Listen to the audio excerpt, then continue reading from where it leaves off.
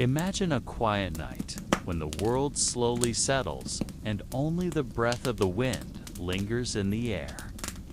This is the time to release the burdens of the day, to let the body find its own calm rhythm, and to allow the mind to drift into the flow of a story that never rushes. Like a river moving slowly among great stones, this narration will carry you on a long journey into a time so distant a time when the deserts of Egypt were not only seas of sand, but living tapestries full of secrets. Take a deep breath. Imagine the warm grains of sand clinging to your skin. Then exhale slowly as your eyes begin to feel heavy. For within this silence, we will walk through the corridors of time hidden beneath the surface of the earth. Nothing must be chased. Nothing must be proven. For this tale is not about answers, but about the faint melody of the past that still vibrates among the countless grains of sand. Like a bedtime story that never ends on a single page, it stretches long, calm, and full of gentle whispers. Imagine the stars hanging above the desert sky. Their light, cold like silver needles piercing the night.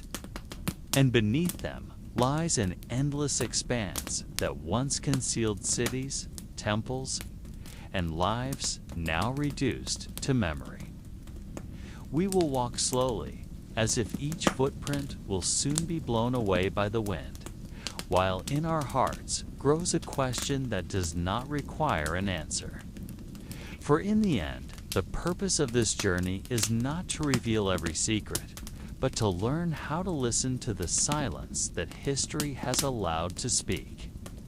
Imagine yourself sitting by the calm banks of the Nile, as its waters move slowly, like sheets of glass shimmering beneath the light of the moon. There is no commotion, no sound, except the gentle ripples of water touching the edges, as if the world has paused only to give you space to breathe more deeply. We are not in a hurry. We are only sitting, watching how the flow of time works together with the flow of the river. There is something magical about this river, something that has made humans depend on its endless waters for thousands of years. And now, in the imagination that drifts gently in the space between waking and sleep, you may let yourself sink into the visions of ancient Egypt, into a land that holds not only pyramids and colossal statues, but also whispers from temples buried beneath the endless sands. Imagine the cool desert wind blowing softly, carrying the faint scent of damp stone and untouched soil, and then imagine yourself closing your eyes, hearing the voice of an old shepherd sitting far out in the fields, humming in a low tone that repeats like a mantra. He sings about places no longer seen, about altars swallowed by the earth, and about gods now known only through symbols nearly forgotten. That voice is not loud, not insistent, only vibrating gently like the pulse of a heart guiding you deeper into this imaginary journey. There is no need to resist the drowsiness that comes, for this story is meant to walk side by side with your sleep, like two currents that finally meet in the same ocean.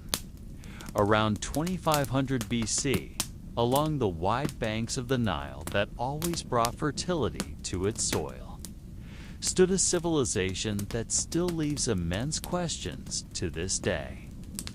People call it Ancient Egypt, a kingdom that built eternal monuments with technology still difficult to fully comprehend. Imagine when night falls in the desert, those great pyramids towering with long shadows, covering half the moonlight, creating an atmosphere as if time itself has paused before them. Yet behind the grandeur visible above the earth, there is something quieter, more hidden, and far more enigmatic. Temples unrecorded in official history, altars buried so deeply beneath layers of desert sand, as if deliberately kept away from the eyes of the world. No one truly knows the purpose of these places. Whether they were built for gods whose names have vanished from papyrus texts, or perhaps for secret ceremonies never told to the common people. The desert guards those secrets with cold loyalty, wrapping every stone wall with blankets of sand slowly shifted by the winds of thousands of years. Modern archaeologists only find fragments, half-high-raised symbols, narrow chambers without explanation, and sometimes strange objects that defy logic. Each discovery only raises more questions, as if ancient Egypt intended to leave riddles, not answers. And there, among the pyramids that stand majestically and the temples buried in silence, this mysterious world begins to invite us to venture deeper. Across that vast distance of time, the image of ancient Egypt often comes to us in familiar forms, like pyramids, the Sphinx, or pharaohs' tombs filled with treasures. Yet if we try to listen more deeply, behind the official records carved on the walls of grand temples, we find gaps that seem incomplete.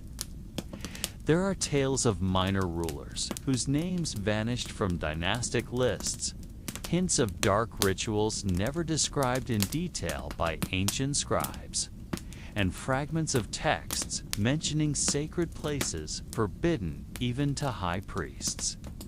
All of this casts a shadow suggesting that Egypt was not only a radiant kingdom of glory, but also held a darker side never fully revealed.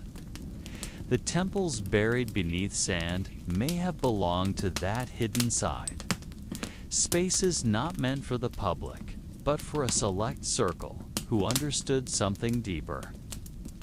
Imagine a stone chamber buried away, no sunlight touching it for thousands of years, only carved symbols hinting at connections to another world. Perhaps it was used to commune with ancestral spirits, or perhaps to worship something that no longer has a name. There are no certain answers, because all we hold are incomplete fragments. Here, the mystery of Egypt feels like a long dream, suspended between recorded reality and shadows deliberately left behind.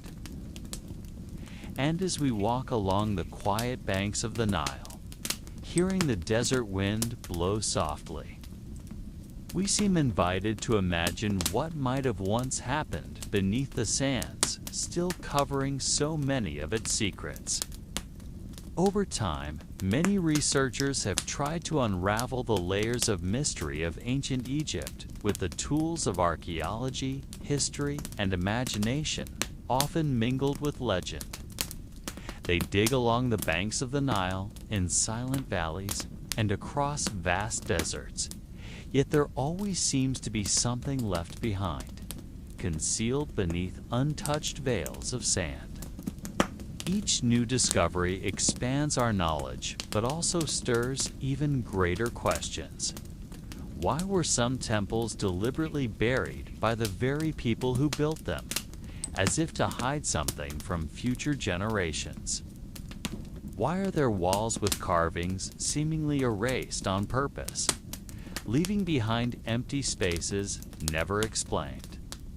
Why were their tombs constructed with extraordinary complexity, yet never used, as if designed only to deceive those who tried to enter? All these questions swirl without answers, leaving us with the sense that what we know is merely the thin surface of a deep sea of history. We walk across the desert, gazing at the same wide sky once seen by the ancient Egyptians. Yet we cannot fully grasp how they perceived their world. Perhaps to them, temples were not merely sites for rituals, but gateways to another dimension. Perhaps to them, death was not an end, but a journey into a realm of secrets. The temples sealed beneath sand remained silent, never explaining the purpose of their existence, only letting us guess, like children trying to understand a foreign language. In that silence, Egypt feels eternal, like the voice of the Nile that keeps flowing even as dynasties collapse. And within that silence, we seem invited into a hushed chamber, ready to descend into deeper stories. Imagine walking slowly along the edge of the desert as the sun has just set, the last light leaving a golden hue across the horizon. The desert wind blows gently, carrying grains of sand, drifting as though covering the footprints of time. In the distance, faint shapes emerge, perhaps only dunes, perhaps ruins long buried. As we draw closer, we see fragments of stone neatly arranged, most of them cracked, yet still radiating a grandeur that is difficult to explain. These stones are not mere rocks, but remnants of a temple wall that might once have been adorned with colorful carvings. Now only faint lines remain. In the twilight, we can imagine the ancient Egyptians walking calmly toward the temple, carrying offerings of bread, honey, or oil, while the sound of ritual chanting echoed in the air. We can see priests dressed in white linen, their faces illuminated by torchlight, their hands raised to the sky, calling the names of gods we now know only through hieroglyphs. Perhaps in that chamber incense once burned, its fragrance penetrating the night and mingling with the damp scent of the earth within. We sit before a stone gate half buried in sand, and we can sense how this temple once was not merely a building, but the heart of a community that believed in unseen powers. There were footsteps that once repeated across this stone floor, prayers that once resonated here, and secrets perhaps deliberately planted within, waiting for anyone brave enough to listen.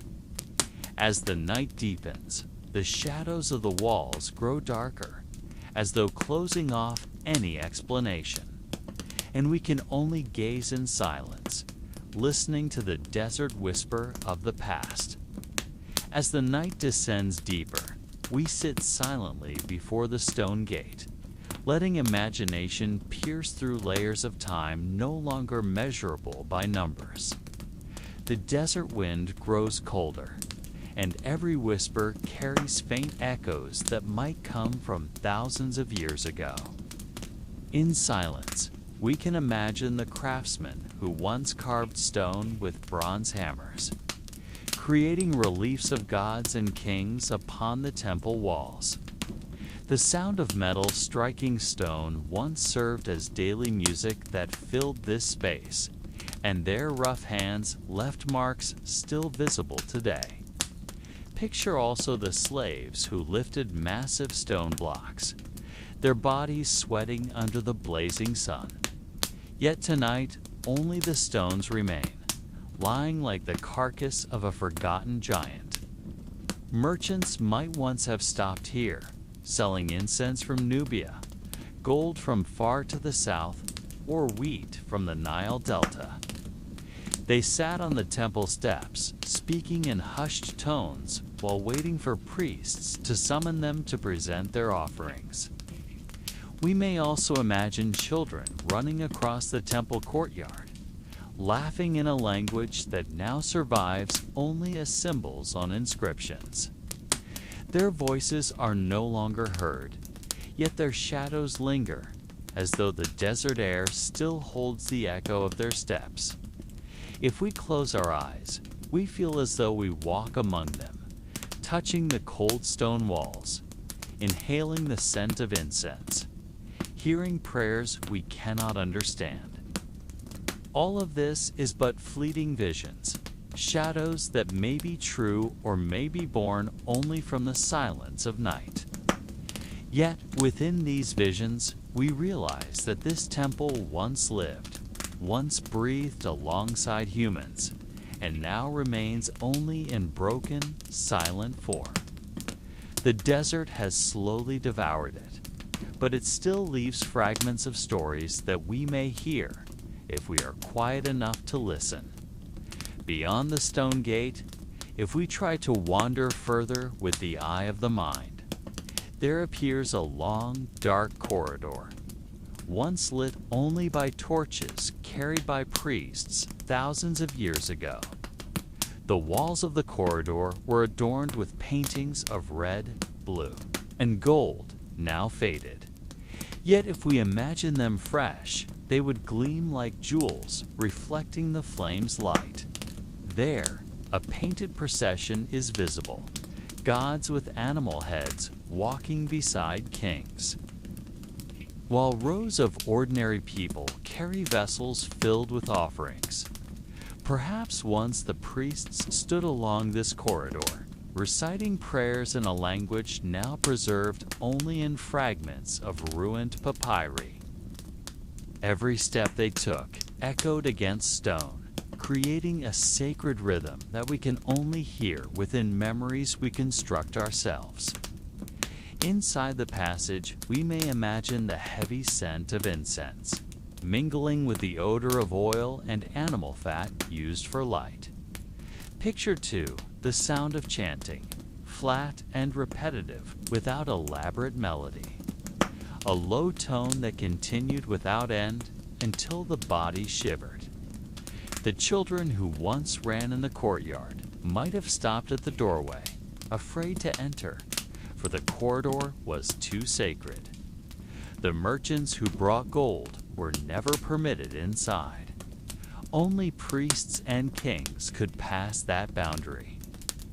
Now the corridor lies empty, filled with grains of sand creeping slowly through cracks in the door, covering the once polished floor. Desert winds enter through tiny fissures, producing long whistles. As though the passage still breathes, you may stand there in imagination, feeling small among the cold stone walls, realizing that all the life once present within now lingers only as faint traces, as if waiting for someone patient enough to listen once again to the stories they left behind. The deeper we walk into the corridor, imagination reshapes into a larger space, as if the narrow walls suddenly give way to a vast hall hidden deep within the earth. This hall may once have been reserved for the most sacred of ceremonies, attended only by a chosen few: the king, his close kin, and the high priests. Stone pillars rise tall to support the lofty ceiling, carved with motifs of lotus and papyrus that frame each side. The floor was so polished that the flickering light of torches reflected shadows in motion, making it seem as though countless other figures were present, though only the silent walls remained. Picture the scene during a ritual, when priests carried small statues of gods upon litters, accompanied by monotonous chanting that seemed to bind time itself into stillness. The scent of incense thickened, pressing upon the chest, making all who were present feel suspended between the human world and the unseen divine. At one corner of the hall, perhaps stood an offering place, a low stone altar adorned with simple yet meaningful carvings. Upon it were placed offerings of bread, meat, pomegranates, and jars of wine, all in honor of deities believed to be present, though invisible. Now all of that is gone, leaving only cold floors, cracked walls, and a silence that stretches long. Yet, if we close our eyes, we may still hear the measured footsteps, the faint clinking of golden ornaments worn by the priests, and the murmured prayers blending with the sound of flame. The hall now lies in a long sleep, yet it preserves echoes that cannot fade, echoes that make anyone who enters feel as though unseen eyes are watching. This is the mystery of temples buried in sand. There is always something unseen, yet felt, slipping quietly between every grain of air we breathe, when we stand within their shadow. Within that silent hall, our imagination reshapes the objects that might once have filled every corner. Picture a stone chest placed at the center of the room, weighing hundreds of kilograms, sealed tightly with a flat, cold granite lid. Perhaps it once held something now long gone.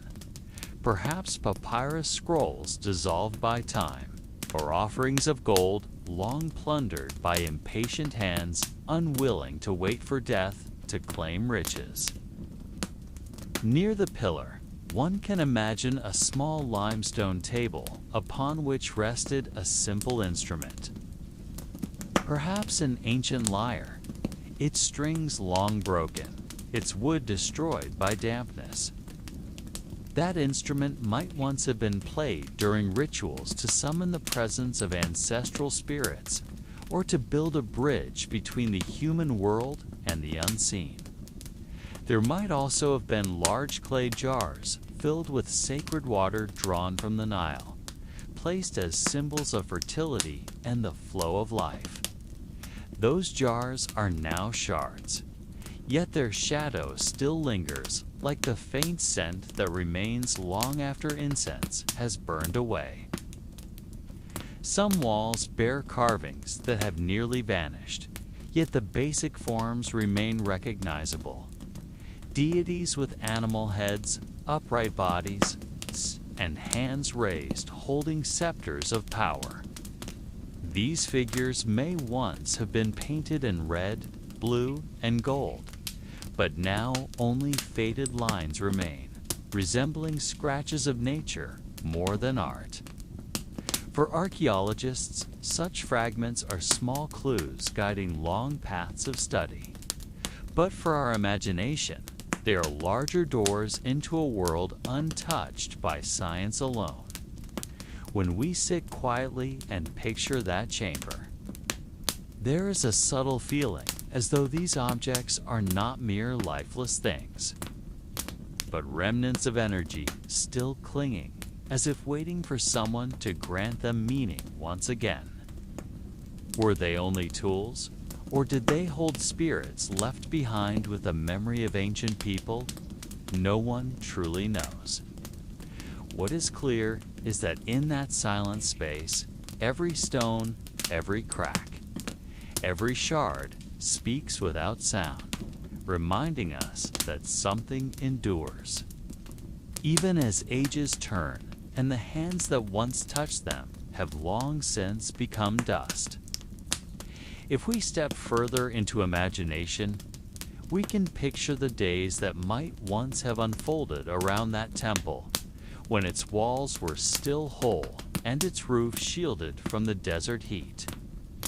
In the morning, before the sun reached its peak, temple guards might have risen early, sweeping the stone floors of dust that had gathered through the night. They walked slowly, carrying small vessels of water from the Nile to sprinkle across the floor as a sign of purification. At the entrance, a young priest lit incense made from resin imported from distant lands, its smoke rising slowly to fill the chamber, leaving a heavy fragrance that clung to garments and hair. Ibis and herons may have flown low above the river, a reminder that life continued even as humans busied themselves with rituals. The gentle sound of water poured from jars into basins blended with the soft chanting of temple servants, who perhaps repeated simple prayers to invoke blessings of fertility. At midday, sunlight streamed through gaps in the roof or open doors, casting angled rays across the floor as though forming a slow-moving timeline. Temple guards sat near the entrance to ensure no stranger entered without permission, while inside, older priests busied themselves with examining papyrus scrolls containing rituals and prophecies. Perhaps they were copying ancient texts or reading signs from nature the direction of the wind. The currents of the river to predict harvests or great events to come. By late afternoon, the atmosphere grew calm, broken only by the sound of footsteps upon stone or the calls of night birds beginning in the distant palm groves. Night arrived slowly, carrying with it the cool desert winds that seeped through the temple's doors. By the light of torches, the shadows of those who prayed stretched across the walls, lengthening and bending as though dancing with unseen spirits. Life in the temple moved in repetitive patterns, simple yet full of meaning. A rhythm that we can now only imagine through broken stones and buried remains. No one knows how the true sound of those prayers once echoed, nor the faces of those who recited them, but their presence still lingers in the air, like a faint whisper refusing to vanish even after thousands of years. If we turn our gaze away from the quiet temple and into the shadows of the small village surrounding it, we may begin to feel the pulse of daily life that existed side by side with the grandeur of that sacred place. Imagine simple mud brick houses neatly arranged, their flat roofs laden with dry straw used for drying fish or wheat. Along narrow dirt paths, children ran barefoot, leaving tiny footprints that would soon be covered by desert dust. Women pounded grain in stone mortar, the rhythmic sound echoing like a natural music blending with the crowing of roosters and the braying of donkeys. Most of the men worked in the fields by the Nile, driving oxen to plow the moist soil, making use of the water left behind after the annual flood that enriched the earth with fertile silt. They bent in silence, their hands skillful as they planted the seeds that would determine their family's survival for the season. As the sun rose higher, small traders might arrive with baskets filled with dates, honey, or simple pottery, exchanging goods for other necessities, creating a modest yet lively marketplace. The smell of flatbread baking in clay ovens mingled with the aroma of fish slowly smoked, drifting across the village. A thin dog lay asleep in the shade of a wall, occasionally opening its eyes to watch the passing crowd. In the afternoon, the village atmosphere softened into tranquility, children's laughter blending with the soft singing of mothers, lulling their babies to sleep. In the distance, the sound of drums might arise, played by young men seeking entertainment after a long day of work. When night fell, the village was bathed in the flickering glow of small torches, like fallen stars scattered upon the earth. The men gathered to talk of harvests, rain, or strange signs they had seen in the sky. Women sat by their doorways weaving mats from papyrus fibers, speaking in low voices. Their lives seemed simple, yet there was a profound sense of connection between nature, the river, the temple, and themselves. It was as though every breath was part of an ancient rhythm that had repeated for thousands of years, a rhythm we now hear only as a faint echo behind the sand and time. We do not know how their laughter truly sounded, or how the smell of their meals filled the cramped rooms of their homes. Yet the remnants left behind in archaeology offer us a faint glimpse. enough to let imagination wander and breathe life once more into a world long buried. Yet behind this seemingly peaceful daily life, there was another layer seldom spoken of, a darker layer that crept in silence. The village by the Nile was not only filled with children's laughter and the scent of warm bread, but also with a constant unease that arrived like shadows each night. Disease was among their greatest fears, striking without warning, turning healthy bodies into weakness within days. Among the mud brick houses, there were narrow rooms filled with the sound of dry coughs. Emaciated figures lying on papyrus mats while their families sat nearby, watching helplessly. No remedy was always successful. No prayer was guaranteed to be answered. Only the belief that illness might be the wrath of the gods or a trial to be endured in resignation. Sometimes plagues came after the floods, when the waters receded and mosquitoes multiplied, or when food stored in small granaries began to rot. Famine, too, was no stranger, especially when the Nile's floods were not great enough to irrigate the wide fields. In dry years, the earth cracked like old skin. Seeds refused to sprout, and their hopes crumbled slowly with the passing days.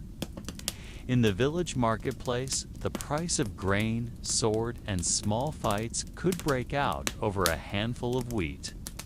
Strong men tried to hunt or catch fish, but their catch was often far less than what was needed for their families.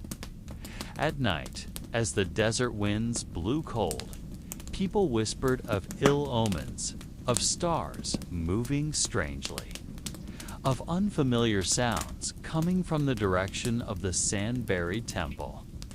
They believed restless ancient spirits could manifest themselves as sickness or famine. Some even said curses were unleashed if old tombs were disturbed, curses that struck not only tomb robbers, but also the villages nearby. This fear clung to their daily lives, though it was not always spoken aloud. A mother might gaze at her sick child's face, whispering softly to the stars, pleading for mercy from the old gods.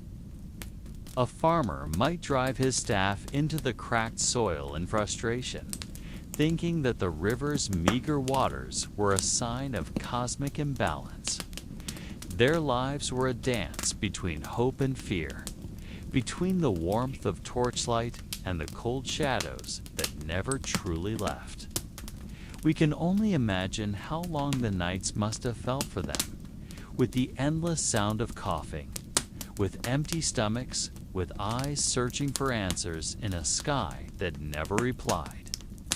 The sand-buried temple seemed to be the center of all whispers and fears. A structure not fully visible yet, always present in the villagers' imagination. They no longer remembered the name of the god once worshipped within its walls. No record remained in their hands, yet the half-buried ruins always signaled that something far older than themselves still lingered.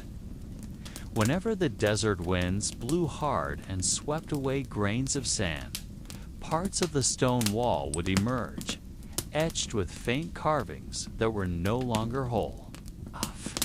From those carvings sprang stories never the same, passed down through the elders. Some said the temple was once a place where high priests called upon the stars. Others believed it was the hidden tomb of a pharaoh never mentioned in the royal annals. On certain nights, people returning from the fields claimed to see faint lights, like torches glowing behind the sand mound, though none dared approach. That glow was thought to be a sign that spirits still lingered, guarding secrets never meant to be revealed. Children were forbidden to play near the mound, and even hunters passing by would bow their heads, as though paying respect to something unseen. In dreams, some said they heard strange chants, low voices echoing as if from beneath the ground. These chants were never clear, only a series of tones that raised the hair on their necks, as though carrying a message impossible to understand. This fear blended with reverence, for the temple was believed to be both a source of misfortune and a place of power that maintained the balance of nature. When the river overflowed generously, when harvests were bountiful, people often left small offerings by the sands. A piece of bread or a jar of water, though they themselves did not know for whom the offering was intended. The life of that small village seemed inseparable from the shadow of the buried temple, as if its sand-covered walls still breathed with them, sharing both their joys and their sorrows. Every step they took, though simple and repetitive, was haunted by the awareness that something older, greater, and more silent than themselves waited beneath the restless layers of desert. The elders of the village often became the keepers of the tales born from the shadow of the buried temple. They would sit under the night sky, lighting small fires, their voices flowing gently like the calm current of a river. They were not merely storytellers, but heirs to the fear and reverence passed down through generations. In their words, the temple was not just a heap of stones buried in sand, but a gateway to a time no longer recognized. One elder claimed to have once seen streaks of green light shimmer in the air after a sandstorm had subsided, while another swore he heard heavy footsteps coming from the direction of the ruins, though no one was there. They did not attempt to provide answers, only recounted what they had experienced, as though knowing that truth could never be fully grasped. Each story became a layer that deepened the temple's mystery, making the younger listeners feel both curiosity and dread. Often, the elders slipped in advice, urging anyone who passed near the ruins to bow their heads so they would not bring home something that should not follow them back. To them, the temple still lived, and its life was not tied to a visible body, but to unseen echoes dwelling among the grains of sand. When the full moon rose and long shadows stretched toward the village, the elders often lingered longer, staring at the darkness beyond the desert. They did not speak, only sighed, as if sensing something they could not share in words. In that silence grew the belief that the temple held more than just human relics, but fragments of a greater world, a world patiently waiting beyond their comprehension. The younger generations sometimes chuckled at these stories, dismissing them as bedtime tales. Yet when the night winds blew cold, they too pulled their blankets tighter, fearing the shadow of the temple might indeed be standing near their doors.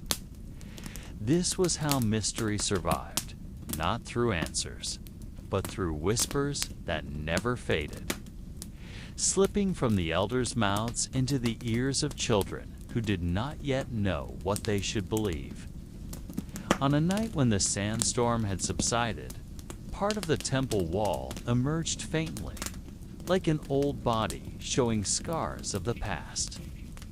The harsh winds sometimes swept away the grains of sand, revealing fragments of carvings as though slightly pulling back the curtain of a long-guarded secret. From a distance, the lines seemed like random scratches, but upon closer look, they resembled figures of humans with bowed heads, all facing the same direction. There were also circular patterns, as if depicting a repetitive movement or a ritual no longer understood. Some carvings had eroded so much that only faint shadows remained, leaving viewers with a sense of loss rather than discovery. Yet among those lines, there was a strange symbol in the shape of a half-open eye, as if watching anyone who dared to gaze at it. The symbol appeared repeatedly, placed between the human figures and circular patterns, suggesting it might have held great meaning.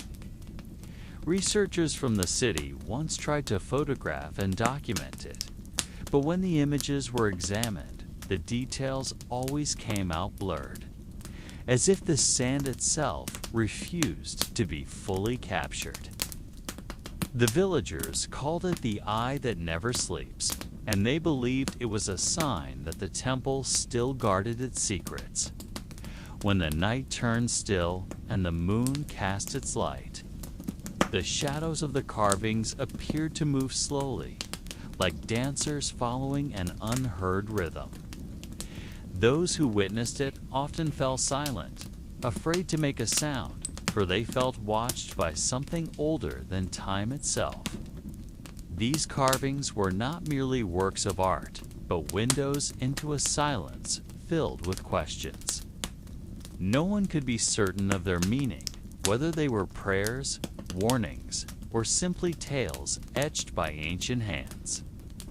Yet one thing was certain: every remaining line added to the sense of mystery, as if the temple spoke in a language only understood by those who had long since departed from this world. In the desert silence, the carvings became a voice without sound, piercing through time, waiting for those patient enough to listen with their hearts, not their ears. When the night reached its deepest silence, when the desert winds ceased and only one's own heartbeat could be heard, some claimed they heard faint sounds coming from the direction of the buried temple wall. The sound was not like ordinary human whispers, but rather like distant echoes reverberating inside an empty chamber.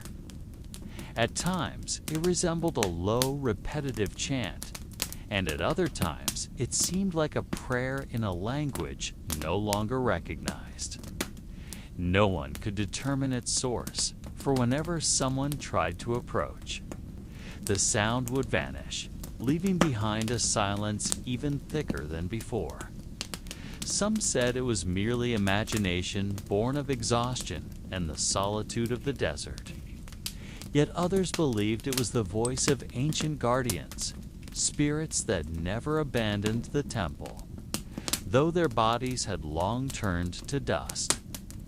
A few researchers who camped near the site recorded their experiences in journals, describing the sound as both soothing and unsettling, a melody that comforted and yet made the hair stand on end. They wrote that the sound recurred, always at certain hours before dawn, as though kept on a strict schedule by something unseen. The villagers themselves never tried to approach when the sound appeared. Instead, they shut their doors tightly, burned incense, and prayed silently, hoping not to attract attention.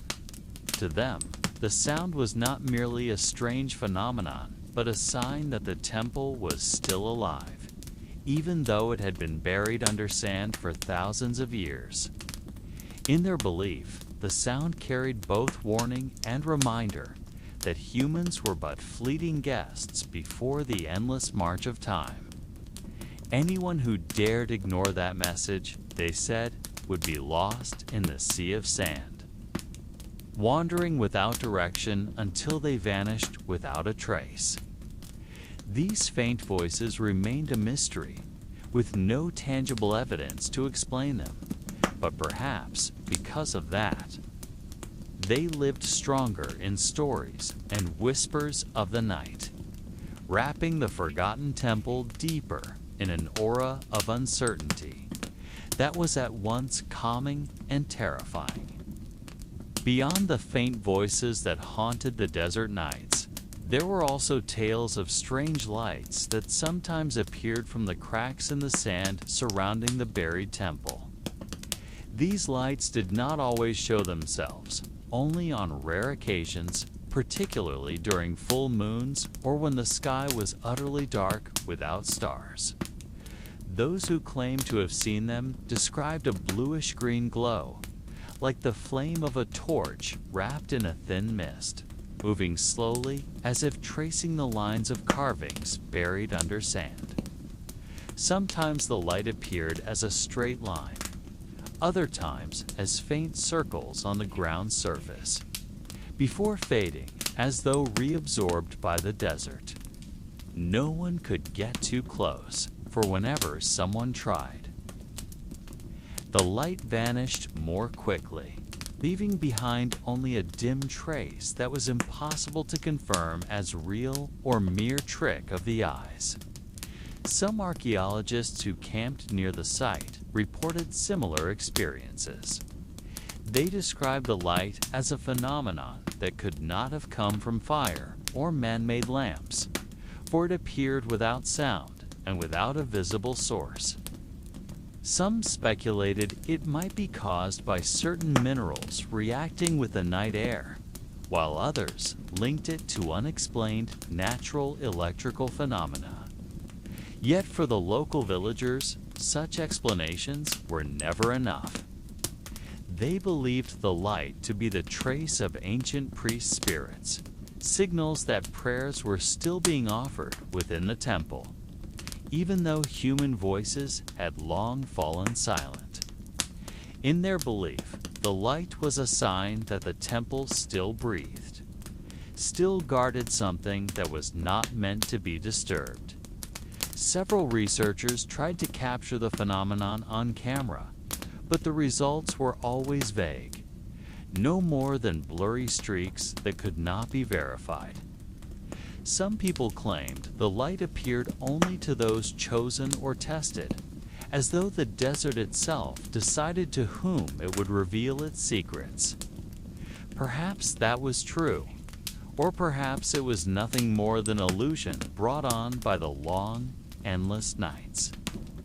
Yet even so, the tales of lights dancing across the sands added another layer to the mystery, making the temple not just an ancient ruin, but a living riddle, pulsing quietly beneath the eternal desert sands. Among all the tales of lights and whispers surrounding the buried temple, there were also old records from explorers who attempted to enter the sand mound where the ruins lay hidden. These records dated back to the 19th century, an era when Europe was swept by Egyptomania, an obsession that drove many to risk their lives in the unforgiving desert. Some of them were mere adventurers lured by stories of gold and jewels still buried beneath, while others were scholars seeking knowledge, though their motives often blurred until they were indistinguishable. One of the most frequently recounted stories was of a French explorer who claimed to have found a gap in the sand mound large enough for a man to pass through. In his journal, he wrote that the corridor felt as though it were carved from stone, long coated with dust, cold and silent, even as the desert heat burned outside. The deeper he went, the stronger the damp scent became, as if the walls themselves exhaled a breath preserved for thousands of years. By torchlight, he saw the stone surfaces still faintly engraved, human figures with animal heads, symbols of stars, and long lines that may have represented a river.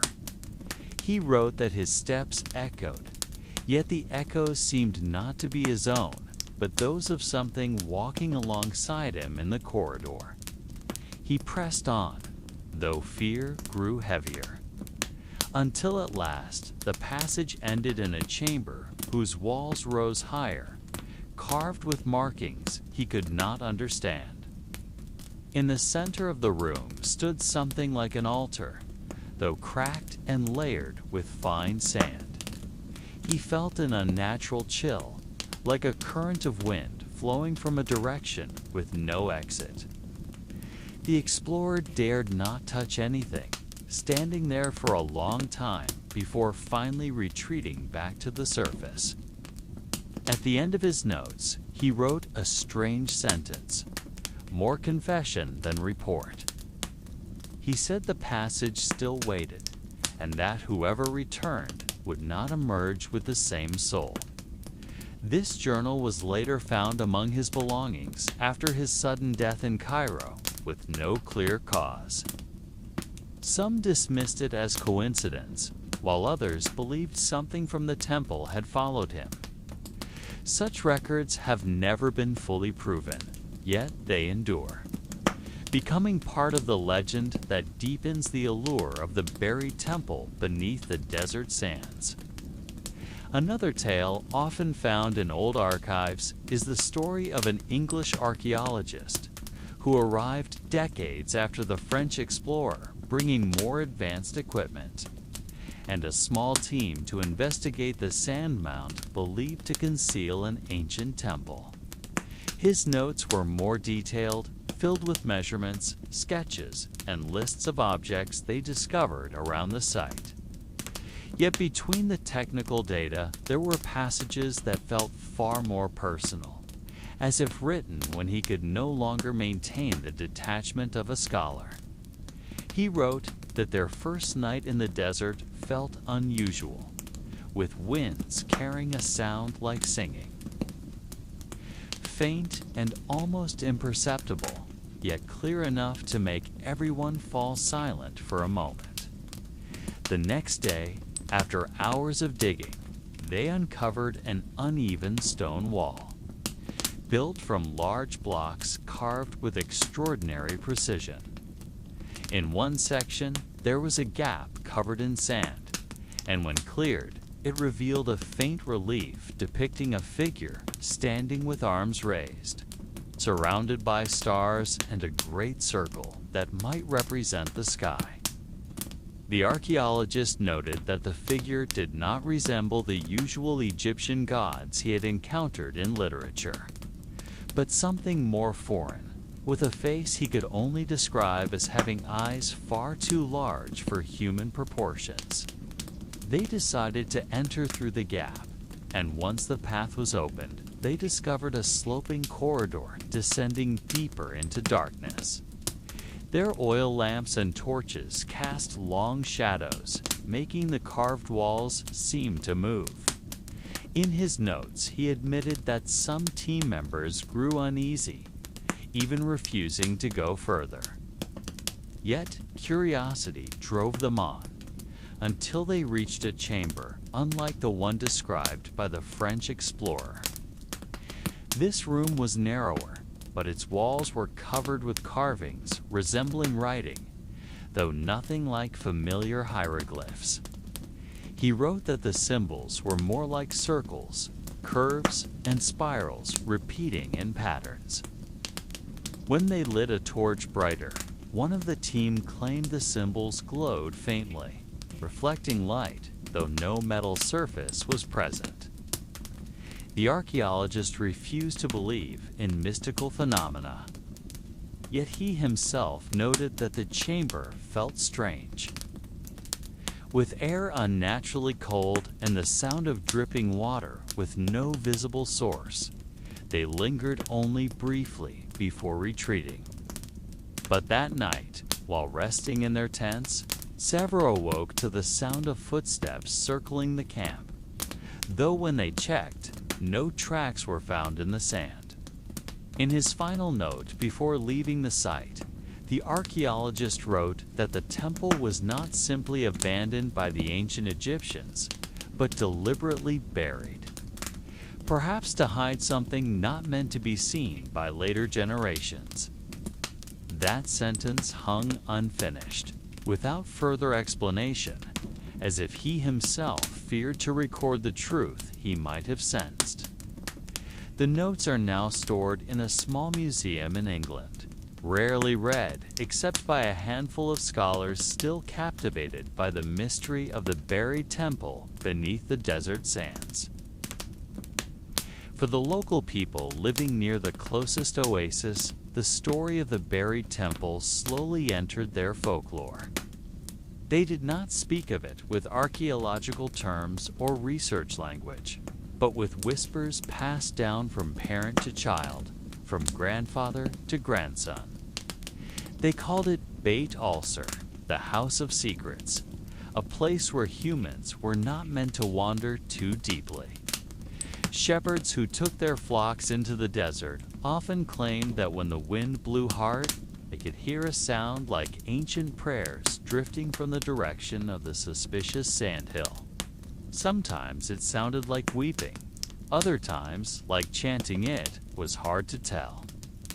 There were also tales of caravans that lost their way after following a faint light in the distance, only to find themselves back at the same place, as if the desert had turned their steps in circles. Elders warned that the light was not a guide, but a lure from something dwelling beneath the ground. They believed the temple was not merely a relic of man, but a prison for something older than Egypt itself. This belief made many people reluctant to approach the area, though a few curious ones tried, usually returning without a clear story. Some came back with blank eyes, saying they had heard whispers in a language they could not understand, echoing endlessly even after leaving the desert. These were the stories that drew modern researchers ever more deeply. For though they sounded like superstition, the pattern of the tales was always consistent from generation to generation. And it was precisely that consistency which raised the troubling question.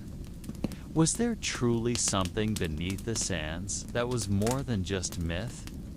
In the early 20th century, when Egypt began to draw the world's attention with spectacular discoveries of pharaohs' tombs, several small expeditions were directed toward the Desert of Whispers.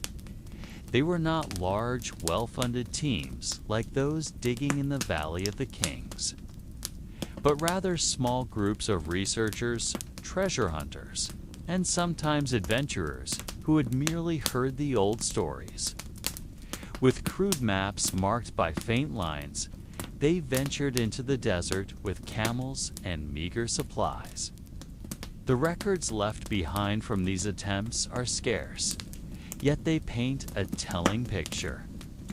Some reports described compasses spinning aimlessly when nearing certain dunes. Other accounts spoke of strange nights when the stars dimmed and the sky seemed lower, pressing down upon their chests. One recovered journal described a sound like a massive stone door sliding open far underground, though no structure was visible. The writer recorded it in a flat tone, avoiding exaggeration. Yet his words conveyed an unease that lingered between the lines. These expeditions rarely lasted long. Some returned to the city with nothing but stories of inexplicable dread. Others simply vanished, never to be seen again, leaving faint traces that merged with myth. Though the records were brief and inconsistent, there was a troubling pattern. Something that seemed to hint that the ancient tales of Beit al-Sur were not merely bedtime stories, but fragments of reality buried beneath sand and time. The nights endured by the explorers in the desert were often described in an almost monotonous tone, as though they were recording ordinary events. Yet beneath their words lingered subtle layers of strangeness. Simple tents stood amid the cold sand, their fabric swaying gently in the desert wind. A small campfire glowed, casting a dim red light just enough to reveal weary faces. Around them, the night should have been silent, Yet some records mention a low hum rising from the ground, vibrating slowly like the earth's long breath. A camel snorted uneasily without cause, turning its head toward a dune that looked no different from the rest. Some explorers wrote that the air felt heavier there, as though something unseen was pressing down upon them. Their meager meals, usually dry bread and dwindling water, tasted bland, yet they ate in silence, waiting for time to pass. There were reports of shadows moving at the edge of the firelight, though no one stood beyond the circle of its glow. One account noted a team member muttering in his sleep, speaking words in an unknown tongue, then waking in a cold sweat with no memory of it. All these experiences were recorded in a flat manner, as if they did not wish to exaggerate. But that very calmness made their stories more unsettling. The desert nights no longer seemed to serve merely as rest, but as a space where something buried beneath the sand tried to declare its existence through faint vibrations, strange voices, and a formless fear. When dawn finally arrived, the desert seemed to transform into another world. The first rays of sunlight rose slowly over the horizon, touching the crests of dunes with a cold, golden glow. The air that had felt heavy through the night shifted into a faint breeze. Yet the strange weight of the previous hours lingered in the explorers' chests. They opened their tents with slow movements, brushing off the fabric dampened by a thin dew, then gazed toward the endless desert sky. A diary entry from one explorer noted that although the morning appeared ordinary, the sand around the camp felt more compact, as if something had stirred beneath its surface during the night. A small bird flew low, beating its wings quickly before vanishing, leaving only a fleeting trace in the air that soon dissolved. They prepared the same dry bread, dividing it in silence, occasionally glancing at the campfire that had reduced to ash, as if hoping for a bit of lingering light to drive away the elusive feeling that followed them still. There was little conversation, only the sounds of footsteps, the scrape of tools, and the heightened awareness of their own heartbeats. One account described a team member sensing a faint tremor in the sand beneath his feet, though the others felt nothing. That morning, the desert looked ordinary to anyone observing from afar. Yet for those who had lived through the night, every grain of sand seemed to conceal secrets, not ready to be revealed, and every ray of sunlight felt like a futile attempt to erase the shadows that had only just passed. That day, they continued their journey, leaving behind a campsite marked only by faint footprints and cold ashes soon to be swallowed by the wind. The desert stretched vast and silent, offering no guidance except for the shifting curves of sand. The sun rose steadily, its heat piercing their skin. Yet their steps remained measured as they followed the trail marked earlier with small piles of stones. One member's journal recorded that after several hours of walking, they began to notice something unusual. Amid the monotony of dunes, a darker stone jutted out like the back of a half-buried creature. As they drew closer, it revealed itself to be a block with a flat surface, too symmetrical to be natural. Much of it was covered in sand, but the straight lines were clear enough to make them stop and stare in silence.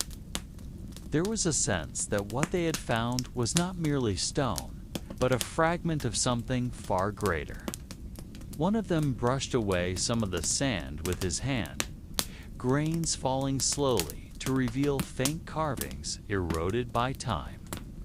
The carvings were indistinct, only curves and broken lines, yet enough to spark whispers among them. Was this the wall of a buried temple, or just the remains of a small, forgotten structure swallowed by the desert? None dared to say. The sun grew harsher overhead, but beneath the heat, they felt a creeping chill knot from the wind, but from the realization that they may have just touched the first threshold of a deeper mystery. They decided to pause, marking the spot with a wooden stake and a strip of cloth, as if afraid the place might vanish the moment they looked away. Slowly, they began clearing the sand around the stone block, using bare hands and small containers usually meant for water. The sand shifted bit by bit, revealing another side just as flat and solid, as if forming the corner of a structure. There was no sound except for the hiss of the wind and the scrape of hands through sand. Yet in that silence, they felt as though they heard an echo that could not be explained, like a whisper rising from within the stone. The more they uncovered, the clearer it became that this was not a single rock, but part of something larger, perhaps a wall or foundation long consumed by the desert. One of the explorers knelt, pressing his ear against the cold surface, and claimed to hear a faint vibration, though the others sensed nothing. Their journal recorded both wonder and unease, that beneath the endless veil of sand, there might lie an entire building preserved in silence for thousands of years. They debated briefly whether to continue digging or follow their original path. But the lure of the mystery was too strong, compelling them to stay, at least until dusk, to see how much the sand would yield to their hands. As dusk cast its golden light across the dunes, their work revealed itself more clearly. A straight wall with faint carvings almost erased by time. It was uncertain whether the marks were letters, symbols, or simply natural cracks. Yet the repetition was too deliberate to be chance. Lines resembling waves and geometric patterns slowly emerged, as if the stone bore the imprint of human hands long gone. The evening wind cooled the air, making the stone surface colder than the sand still holding the day's heat. And this contrast deepened the sense that the wall guarded something within. One of the explorers lit a small oil lamp, its flame flickering in the breeze, casting shifting shadows over the faint relief so that patterns once invisible began to rise. They stared in silence, letting their eyes adjust, and it felt almost as though the shapes moved gently with the light. One of them noted that the forms resembled flowing water, like a branching river, perhaps an ancient emblem of the Nile, though no one dared to be certain. They realized that if it truly was a symbol, then this structure was no mere foundation, but the remnant of a lost temple, a shrine buried without name. Night approached swiftly, stars gathering in the clear sky, and they had to decide whether to keep digging or wait until morning. Yet the silence was so profound, it seemed the half-revealed wall itself was waiting to speak, holding back secrets that could not yet be told. When night finally swallowed the entire sky, the explorers lit a small fire near the half-revealed wall, only to keep their bodies warm against the desert chill. The flame danced slowly, its light casting long shadows across the stone, making the faint carvings appear more alive, as if the relief itself breathed with the rhythm of the blaze. They sat in a circle in silence, the only sounds being the crackling of dry wood and the sighing wind passing between the dunes. One of them felt as though there was a faint echo, not a human voice, but a murmur rising from within the stone itself, like whispers drifting from the past. Fatigue weighed heavy on their eyes, yet the strange carvings kept sleep away. For whenever they tried to close their lids, the shadowed forms returned to haunt their thoughts. One explorer dared to raise his hand, touching the cold surface of the stone. Feeling its rough yet oddly smooth texture, as if different layers had been carved deliberately. The touch sent a shiver through him, not from the chill, but from the sense that he had brushed against something long hidden on purpose. The sky above was crowded with stars, stretching endlessly, and for a moment everything on earth felt small, including themselves and the wall that now seemed like an invisible doorway. They did not know whether to feel fear or reverence, yet that night carried the undeniable impression that they were not alone beneath the ancient Egyptian sky. As drowsiness finally crept over them, the small fire slowly dimmed, leaving only glowing embers that pulsed softly like the heartbeat of the earth. One by one, their eyes closed, yet none of them felt truly asleep. For in their minds emerged hazy visions where dream and reality intertwined without borders. They saw a long river gleaming beneath the moonlight, with wooden boats gliding silently without crew, carrying unseen burdens. They saw the shadow of a figure cloaked in long robes walking along the riverbank. Its steps silent, yet echoing within their minds. There were whispers as well, distinctly audible, though not from any human mouth, words spoken in an unfamiliar tongue, heavy with sacred weight, pressing on their chests as if they bore something not their own. One of them awoke suddenly, turning toward the wall, and for a fleeting moment saw a thin light seeping through the cracks of the stone, like a long breath exhaled from the world beyond. But when he blinked, the light was gone, leaving only the cold silence of unmoving rock. He lay back down, closing his eyes again, yet the sound of the river, the figure's footsteps, and the foreign whispers continued to flow in his head, neither stopping nor becoming clearer. The desert night moved slowly, as though time itself had frozen between the fading embers, the countless stars, and the wall that still waited to be revealed. Dawn arrived slowly, not with blinding light, but with a pale hue creeping from the eastern horizon, veiling the desert with a thin mist like a nearly invisible fabric. The chill of the night gave way to faint warmth, and the sand shimmered like scattered shards of glass beneath the gentle glow. The explorers awoke one by one, still with heavy eyes and minds filled with fragments of dreams they could not fully grasp. They exchanged glances in silence, as if each understood that what they had experienced in their slumber was not merely a dream, but an echo of something once left behind here. The fire had died, leaving only light ashes scattered among the stones.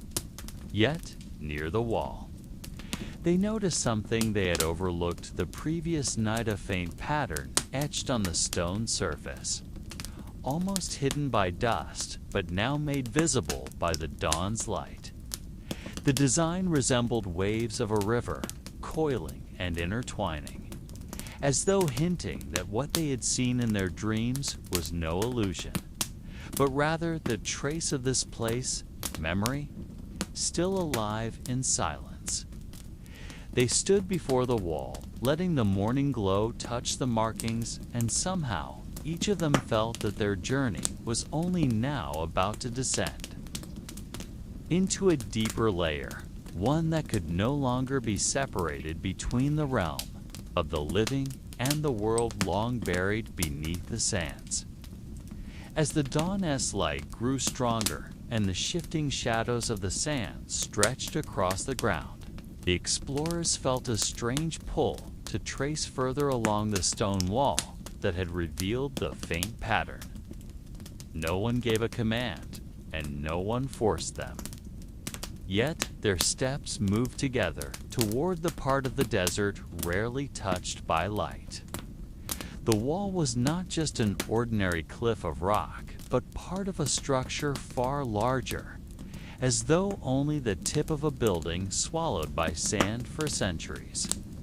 Its surface bore carvings so delicate they were nearly invisible, depicting lines of human figures walking side by side, carrying torches, carrying offerings as if moving toward a doorway unseen. The longer they studied it, the clearer it became that the carvings were not mere decoration, but markers of a hidden path. It was as though the wall wanted to whisper, to guide them toward a door no longer open in this world. The silence grew heavier, filled only with the sound of breathing, the faint shuffle of feet upon the sand, and the distant murmur of water that could not possibly exist in the heart of the desert. They exchanged glances, and none dared to break the stillness with words. For each of them knew they were standing at the threshold of something older than human memory. Before them, the sand that had seemed like a flat expanse concealed a deep fissure, a crack stretching along the base of the stone wall. The opening was narrow, just wide enough for a single person to walk into a faint passage that appeared to slope downward. The wind blowing from within carried a scent unlike the dry dust of the desert, but instead a dampness like wet stone and earth long imprisoned. It was a smell that recalled ancient basements untouched by light, places where time had halted and the air had aged along with silence. They stood at the edge of the fissure, gazing into a darkness that showed no end. No birds sang, no breeze whispered across the dunes, only a void that stirred unease. Some of them thought perhaps this was nothing more than an illusion, a trick of shadow, or a natural crack in the stone. Yet the longer they looked, the stronger their conviction grew that this was no work of nature, but an entrance deliberately concealed. The carvings on the wall seemed to have guided their steps here, and now they had only to decide whether to step inside or let the mystery remain buried beneath layers of sand. They finally lit a simple torch made of dry branches carried since the beginning of their journey, the small flame dancing with a dim glow in the near-perfect darkness. Step by cautious step, they descended into the narrow fissure, feeling the cold, rough stone walls pressing on both sides. The passage seemed to breathe, the air inside heavy yet steady, as if the chamber had long been waiting for someone's arrival. The echoes of their footsteps multiplied, giving the impression of other shadows walking with them, though unseen. At times, the walls revealed faint scratches, as if once touched or cut by sharp tools, hinting that this path had been deliberately shaped by ancient hands. The deeper they moved, the more the desert's light vanished behind them, replaced by a darkness that swallowed every motion. Yet within that almost eternal stillness, they sensed something difficult to explain. A kind of unheard whisper, a subtle vibration that came not from sound, but from the presence of the space itself. They did not know whether it was merely an illusion of weary minds or a sign that they were indeed entering a realm never meant to be uncovered again. The corridor gradually widened, transforming from a narrow fissure into a chamber large enough to hold dozens of people. And when their torch cast its glow upward, the stone walls revealed faint carvings, almost erased by time. Not all of the carvings were clear. Some appeared as broken lines, others as figures no longer whole, yet still suggesting stories once meant to be told. There were shapes of humans with animal heads and repeated circular symbols carved again and again, as though they once held a meaning now forgotten. The air in that chamber grew heavier, laced with a damp scent unnatural for a space buried under sand for thousands of years. As they stepped deeper, the stone floor felt smooth but cold, and at the center of the chamber stood a low altar, nearly covered in thick layers of dust. They approached slowly, no word spoken, only the occasional crackle of the torch's flame, as if it was the only sound permitted there. Upon the altar lay a rectangular object, perhaps a small chest or offering box, carved more clearly than the walls around it. They hesitated to touch it, for in that silence, every movement seemed to carry consequences beyond prediction. The box appeared simple, yet it carried an unsettling weight, as though it was not merely an object, but a witness, preserving something from the past that was not meant to be touched. Carved into its surface were rows of eye-shaped symbols, repeated again and again, as if to remind them that every movement within the chamber was being watched. They stood encircling it, the torchlight flickering with a faint breeze whose source was unknown, casting the box's shadow to dance across the walls like a living figure.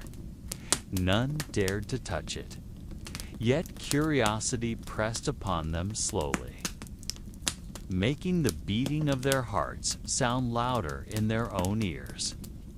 The floor around the altar was covered in fine grains of sand, as though the sand had slipped in through unseen cracks, deliberately surrounding that place. In one corner of the chamber lay what seemed to be the remains of a broken clay vessel, perhaps once filled with offerings, water, or oil, but now only silent fragments. They tried to interpret what it meant, yet the longer they gazed upon the box, the harder it became to discern whether what they saw was real or merely shadows born from fear. There was no certain answer, only silence that grew heavier, making the chamber seem to breathe along with them. They eventually realized that the box was not the only thing demanding attention, for beneath the altar lay a thin fissure, almost concealed beneath a layer of sand. The crack was not large, yet enough to stir curiosity, as though it concealed a secret passage untouched by human hands for thousands of years. When the torch was brought closer, its light slipped into the gap, briefly revealing the glimmer of a smooth surface. Perhaps carved stone, or perhaps something else entirely. A faint sound, like the whisper of air, reached them, or perhaps it was merely an illusion created by ears weary of such prolonged silence. They stood still, each weighing whether they should attempt to open it or let the fissure remain buried within its secret. There was a fear that in prying it open, they might not simply reveal an empty space, but also release something that was never meant to be disturbed. Yet at the same time, the desire to know the truth pressed upon them like an unseen weight. The shadows on the wall flickered more violently as the flame dimmed, giving the impression that another figure was moving among them. None spoke, none dared to touch, yet all understood that the choice to open or not to open that fissure would mark the line between merely witnessing a mystery and carrying it for a lifetime. They gazed at the fissure long enough for time itself to seem suspended. And within that near absolute silence, the sound of each heartbeat mingled with the faint trickle of sand slipping slowly downward. There was no certainty whether the crack truly led to another chamber or was merely the illusion of light upon broken stone. Yet that uncertainty itself pressed more heavily upon their minds. More than once, a hand reached forward, only to be pulled back again, as though an unseen force restrained the final gesture toward decision. Their eyes adjusted to the darkness, and in the dim reflection of the nearly dying torch, strange forms appeared layered upon the walls, resembling hieroglyphs yet too blurred to be read. A feeling arose that this temple was not merely a site of worship, but also a place of warning. Or perhaps the warning itself, intended for anyone daring to enter. Like a message sent across thousands of years, inscribed without words, waiting either to be understood or to remain forever obscured. In the end, they realized that not every mystery demanded an answer, and that leaving the fissure unopened might be as valuable as opening it. Together they stood, allowing the sand to slowly reclaim the gap, as though surrendering the secret back to desert and time, leaving themselves only with unspoken whispers that would haunt the nights to come. Night fell gently upon the desert, erasing all traces of footsteps that had once disturbed its surface. The buried temple sank once more into silence, as if it had never been touched by human hands, as if only the desert itself was worthy of guarding its secrets.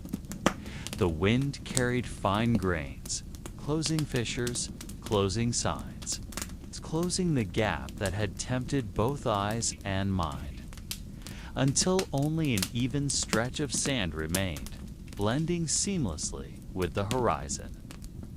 There were no certain answers, no complete explanations, only faint whispers mingled with the sigh of the wind, carrying the story deep into the dreams of those who dared imagine it. And among those sighs, it lingered softly like an unfinished tale, leaving the heart with a melancholy stillness. A closing that was not truly an ending, but rather another doorway into deeper silence. Thus let the mystery echo beneath the sands, waiting for the next 1,000 years, waiting for ears willing to listen, or perhaps waiting only for quiet sleep, where questions no longer need to be answered.